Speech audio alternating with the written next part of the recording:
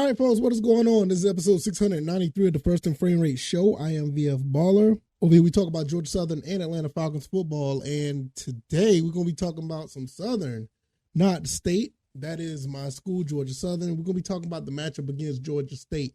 Now, full disclosure, the next episode is not going to be till Friday because Thursday, I will not be having an episode tomorrow. I'll probably live stream or whatever the case may be. The game, my reaction to the game as it's going on, because the game is at 7:30. I think it's at 7:30. And I will be watching that game. While the game is going on, I'll probably have a live stream going on here so you guys can tune in. I'll give you an update sometime later on tomorrow. So be on the lookout for that. But we're going to talk about this game because this is going to be I think this is going to be a really good game. It has a lot of implications behind this game. The Georgia State Panthers come in at 6-1, 3-1 in the conference, and they're looking really, really good. You know, I mean, last year they were like a terrible team, even though they still beat us, which we'll get into that a little bit later. But they were not a good team. I mean, I think some of their fans could actually, agree to that. But this year, they're on all cylinders right now. I mean, they're looking really good right now at 6-1. They're technically at the second place because of James Madison, but they would be going to the Sun Belt Conference Championship if everything ended right now. Now for Georgia Southern, we're 5-2, 2-1 in the conference. Our two losses was against James Madison and Wisconsin, and that doesn't mean anything as far as this game. I mean, because both teams are very evenly matched, and the way things look, it looks like this is going to be a knockout game.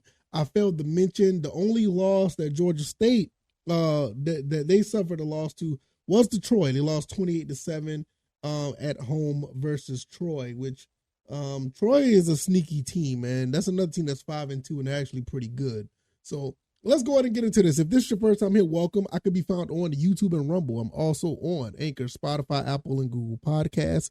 I could be found on Twitter or X at VF Baller, and the website is firstandframerates.com. Let's jump right into this because I don't want to hold you guys up much longer than what's going on here.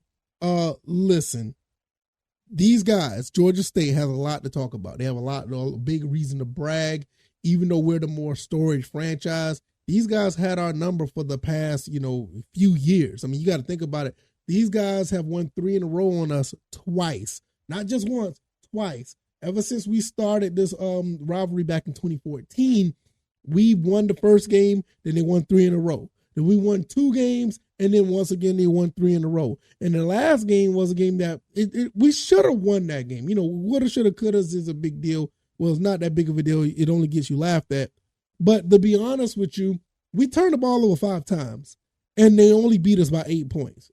So that just goes to show you a lot of stuff was self-inflicted. Now, the reason why I bring that up is because now we do have a quarterback. And don't get me wrong. I like Davis Brent. I like him a lot. But he has 11 interceptions on the year. Now, albeit 5 of them was against Wisconsin.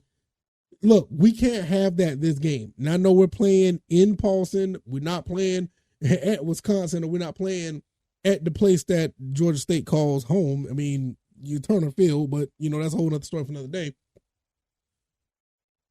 Davis Brent cannot do this. I think that's the only problem with this game. If we don't turn the ball over in that fashion, because I don't think we'll have a problem with, fumbles or whatever, fingers crossed.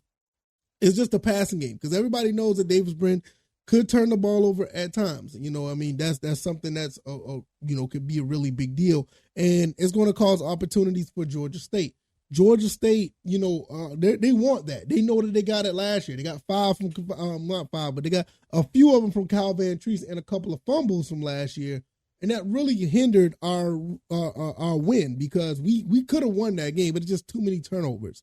So once again, Georgia State is going to be looking for that. You got Granger, the quarterback. I mean, he's been playing lights out, pretty phenomenal. Almost, I ain't going to say, it's hard to say if he's played actually better than Davis Brent because you can't account the 5 interceptions at the 5 interceptions at Wisconsin, but Davis Brent has a lot more yards. I would say Danny Granger's been more. I don't know if his name Danny. I can't remember. I don't know if Granger's been much more efficient, way more efficient. 130 for 187. 16-32, 10 touchdowns, 2 interceptions. Carroll has been the bell cow for the team. He has 852 yards rushing already and 10 touchdowns. And the receivers, not too much to harp on. I mean, the passing yards, they throw about 200 yards a game, 230 yards a game. But the passing game, Lewis is their leading receiver at 561 with 5 touchdowns. Now, this is the thing that worries me the most is, like I said, Davis Brent. Davis Brent is going to have to find a way to not turn the ball over. If he doesn't turn the ball over and we're efficient going downfield, we should be fine. In my opinion, I feel like if we play it just like how we played the first half against ULM, we could run away with this game. The problem is we let ULM get back in the game, albeit that could have been some defensive situations. But I think this defense is going to play a lot better than what they did against ULM. To be honest, I don't think ULM necessarily played. I don't think our defense played that bad against ULM. It's just the offense just couldn't stay on the field. We just kept having 3 and outs, giving the ball back to the offense and gave them chances. Kind of similar to the what game that was that we had that same issue. I'm gonna go back and real quick and see. It could have similar to the UAB game. The UAB game was another game where we was blowing the team out. And we kept giving them chances to get back in. So that's going to be one thing that we have to look out for. Another thing that will help that, if Jalen White could find a way to get that ball rolling like he did last week. Last week he did a really good job actually running against ULM. Now I know that Georgia State, they only give up 118 yards a game. So their defense is going to be holding us up a little bit better. So that's something that to look out for as well. Let's take a look at our offensive line as well. Our offensive line has been somewhat of an issue, just a little bit. Haven't been as prominent as it was last year. I mean, last year, our offensive line was very good. I think Cal Van Treese only got sacked like 3 times. I know we have an issue. I ain't going to say an issue, but it's not as good as it was last year, where Davis Brent has been under pressure. Like I said, I think all that it will be negated if we can get the ball out quick or we can get the running game going. And so that's really that's the only issue I really have is just if Davis Brent can make sure he take care of the ball a little bit better, not try to throw the ball in coverage too much, get some guys in space. I mean, our receivers are absolutely some of the best. I mean, these guys can get open. There's so many ways to get around that, and I think our receiving core is a little bit better than last year, where we did kind of hang our hat on Jeremy Singleton and Amari Jones a little bit more. And I know Caleb Hood had a pretty decent game too, but now you got more guys like Anthony Queeley, or you have Keaton Upshaw. You also have I think it's Jaden Barton. He's been stepping up lately with the absence. I ain't gonna say the absence, but he's been getting a little bit more playing time than Dalen Cobb. So that has been helped as well. So we can do that, spread this defense out, find ways to get the running game going. Also, if we can get ourselves in order to, to actually have a rhythm in the passing game, it could make it a real long day for the Panthers. Because even though I like the Panthers, don't get me wrong, I dislike the team, but I like the way it's set up. I say this with anybody. I don't think any team can necessarily beat us in a shootout. You know what I mean? I mean, I just don't see it. I know that, Georgia State does have some, they've put up numbers. They put up 42 on Rhode Island, 35 on UConn, 41 on Charlotte, 41 on Marshall. But I'm looking at these teams like the teams that they put up numbers in. I mean, outside of, in my opinion, Rhode Island. I mean, shout out to Sean Pell-Kisson. I wish he was still an Eagle. But outside of that, it's like, I don't know what these other defenses really look like. I mean, I just don't know. I mean, even with Coastal Carolina, they beat them 30-17, but their offense is not as prominent. Like these other, well, I ain't gonna say what their defense look like, what their offense look like. I'll take that back. I just don't know what their offense look like. Can they put up those type of points? I mean, Rhode Island was the only one to put up over 30 for them against them. So that's what I'm saying. Like, what does these teams really look like offensively where they can actually keep up or whatever the case may be? I mean, for us, I mean, we've known, I mean, you look at our last, few games as well. We've known to just constantly put up 35 plus. can Georgia State keep up with us on that end? And I'm not 100% sure because I think our defense is actually a little bit better than the other ones that we played against. And I don't have a problem with the defense. I think the defense themselves is going to be fine. My whole issue is us taking care of the ball. Let's us take care of the ball and make sure we put up numbers. I mean, even in all these games outside of the Wisconsin and the James Madison game, we've put up 35 plus, 34 plus. And even in the Wisconsin game, if you take away those interceptions, or if you take away a few of those interceptions, it's possible that we could add up to 20 or 30 points as well. So I'm just looking at the whole aspect of this. It's like, it's going to be a closer game. I suspect to be a closer game. I'm not saying we're going to go in and absolutely dominate and beat Georgia State, but we have all the tools to do so. It's an evenly matched game, but we have all the tools to actually beat this team. And I'm pretty sure that they went back and looked at some tape. They probably looked at the Troy game, see what Troy's done against them to only hold them to 7 points. It's going to be pretty interesting to see. Like I said, I'm going to be watching this live on the channel. I'm going to probably just try to have it live stream so we can see how this goes in real time. But I just don't see any situation where Georgia Southern does not score over 25, 30 points. I mean, they've done it against everybody outside of, like I said, James Madison and Wisconsin. And, all the other games they was 35 plus most of these games they've been playing most of the games they played at home, and they just play better at home all intents and purposes. I mean, it's just how it is. So with us being at home, that helps. If we get the stadium packed, that helps. And then we turn around and take care of business and hold on to the ball, that also helps. So, Georgia State has every reason to brag. It's very hard to talk about them outside of the lack of attendance. I mean, they have like 7 people come to their games, but nevertheless, these guys are winning games. They look really good. They're bowl eligible, so they're going to be coming in with a chip on their shoulders.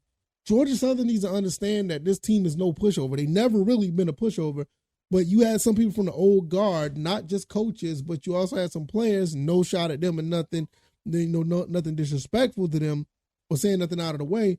But some guys on the old guard did not take this team serious. And in some cases it showed. And I mean, in some cases you could take, especially the 24 to 30 game back in 2020. I really believe that none of those guys really took the teams or took this team serious. They maybe went out there and played hard, but they didn't go in thinking like, hey, this is like a bowl game type atmosphere. Oh, this is like an Appalachian State type atmosphere. You gotta be up to the task, because every time we play App, we play the hardest. No matter if we're in Boone, no matter if we're in Paulson, we always play tough, and it's always shown. Even when we don't have the top talent, we still play that team tough. This team here, especially when we got on the 2-game win streak back in 18 and 19. We really didn't take them serious. We thought, okay, it's good. It's tied 3-3. Now we're down 6-3 because these guys went in and took care of business the last 3 years. And kudos to them. I can't stand the team, but you got to tip the hat, especially when it's a team that's, pretty much should be a hated rivalry. But it's hard to say anything negative when they're sitting here beating us. The 2020 game for me was kind of like, that was a game that really, bothered me, because they didn't take it serious. 2021, I get it. I felt like if we had Cam Ransom in the game, it would have been better. But the last game, we already know what happened there. The 5 turnovers. I mean, you can't do nothing about that. But nevertheless, this year, you just can't turn over the ball. We need to be much more solid. We play like the first half we did against ULM. We could beat anybody, including the Power 5 team. So that's basically what it is at this point. I think that Georgia Southern should pull away and win this game, probably by 10 to 13 points. It shouldn't be that big of a wide gap. I don't think it will be, unless we just overwhelm them with the crowd and the power of Paulson. I see this game being like a slightly 1 to 2 score game victory. So that's just my opinion. Hopefully we'll see how it plays out in the game coming up on the next, well, I didn't say the next episode, but on Thursday. I will be here live watching it. Hopefully everything will be on the up and up and I can live stream, because I haven't really tested out my live streams, but I need to do them, and I need to do more of those. So we'll see how it goes. So if you like this commentary, hit the like button, share this podcast, subscribe to the channel if you haven't already. Let me know what you guys think, man. Southern, not state. That's how I look at it. They say state, not Southern. I don't care. We've been around a little bit longer, so I feel like we should hold the title. But Georgia State has been beating us, man, so it's not much we can say. But we need to change that, and that should change on the next time we play, which is on the 26th. So we need to make that happen. So I can be found on YouTube and Rumble, Anchor, Spotify, Apple, Google Podcasts. Follow me on Twitter at what is it? It's X. Follow me at X at VF Baller. And the website is firstandframerates.com. All the links are down in the description if you want to support the show. I really appreciate it. I'm going to get up out of here. Thank you guys once again, and I'll see you in the next one. All right, y'all. Y'all take it easy, and y'all be blessed. Peace.